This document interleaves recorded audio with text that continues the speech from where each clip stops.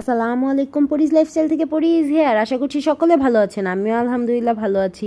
তো আমার রাত বিরাতে ঘোরাঘুরি পর্ব শুরু হয়ে গিয়েছে। আমি ঢাকা ইউনিভার্সিটিতে গিয়েছিলাম। তো ঢাকা ইউনিভার্সিটিতে যাওয়ার পরে এই যে রোড এবং লাইটিং, এই দুইটাই আমার অনেক পছন্দের। হাঁটাহাঁটি শুরু করছিলাম, সাডেনলি এখানে না একটা ইনসিডেন্স ঘটে। কি ইনসিডেন্স হয়েছিল জানেন আপনারা? এখানে একটা কাপল ছিল আর দুইটা বড় ভাইয়া ছিল। তো আসলে আমি নোটিস করিনি ফার্স্ট অফ অল। সেকেন্ড, আমার কিছু কথা কানে আসে, তো কথাগুলো শুনে আমি আসলে মূল যেই ঘটনা এটা আমি বুঝে ফেলেছি। ঘটনাটা এরকম ছিল যে কাপল ভাইয়াটা ছিল, সেই ভাইয়াটা হচ্ছে আপুটাকে চিট করছে, আর আপুটা হচ্ছে সুইসাইড করতে যাচ্ছিল। এবং বড় যে দুইটা ভাইয়া তারা এসে আসলে কাউন্সিলিং করছিল। এরা সবাই ইউনিভার্সিটির স্টুডেন্ট।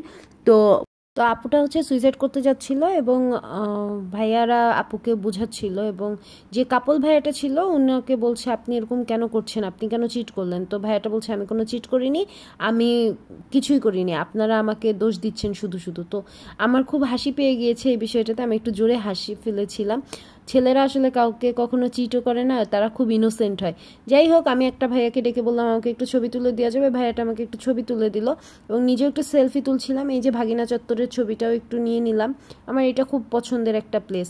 যাই হোক, তারপরে আমি একটা রিক্সা নিলাম। রিক্সা নিয়ে আমি রিক্সাওয়ালা মামাকে বললাম, চলো মামা আমরা একটু ঘুরে আসি। তো মামা আমার সঙ্গে একটু ঘোরাঘুরি করলো।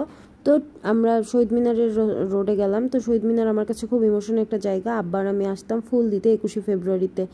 তো এটা হচ্ছে আমার কাছে খুব ভ্যালুয়েবল একটা মেমোরিজ। ধন্যবাদ সকলকে, ভালো থাকবেন, আমার জন্য দোয়া করবেন। শুভরাত্রি, সকলে ভালো থাকবেন।